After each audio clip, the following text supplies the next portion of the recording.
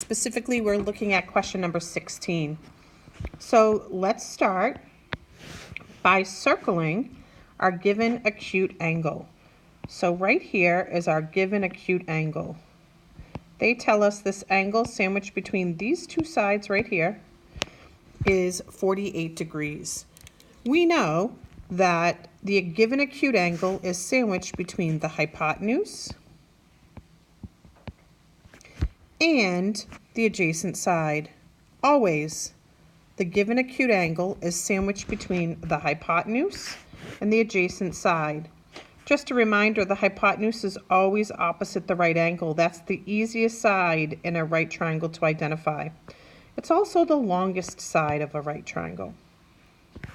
So we identified the hypotenuse, we identified the adjacent side. That means the other side must be called the opposite side, the side opposite the given acute angle. Okay, so we have the number 31 is labeled on the opposite side. We have the variable x labeled on the side called the hypotenuse. We do not need to look at the adjacent side for this problem, so we're going to cross that out.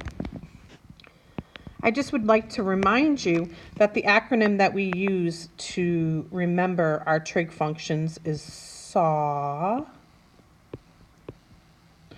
CA, TOA. And that kind of helps us remember which trig function we're going to use. Are we going to use sine, cosine, or tangent in this problem? Well, we have the opposite, and we're looking for the hypotenuse. Oh, that means we're going to be using our sine function, because our sine function is opposite divided by hypotenuse. So, we're going to say the sine of 48 degrees is equal to the side opposite 48 degrees over the hypotenuse, which we're labeling as x. Let's take a minute and look at our calculator. Find the sine of 48 degrees. The sine of 48 degrees is 0.7431. And we're going to place that over 1. And that's equal to 31 over x. Again, I have this fabulous proportion. I have two equal ratios. That means I have a proportion. And what I love about proportions is I can solve by cross multiplying. So I'm going to multiply 0.7431 times x, and then I'm going to multiply 31 times 1. So I get 0.7431x equals 1 times 31, which is just 31.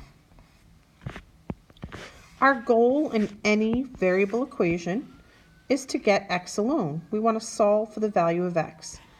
I have 0.7431 being multiplied by the variable x. How do I undo multiplication? Oh, by division. So I'm going to divide both sides by 0.7431.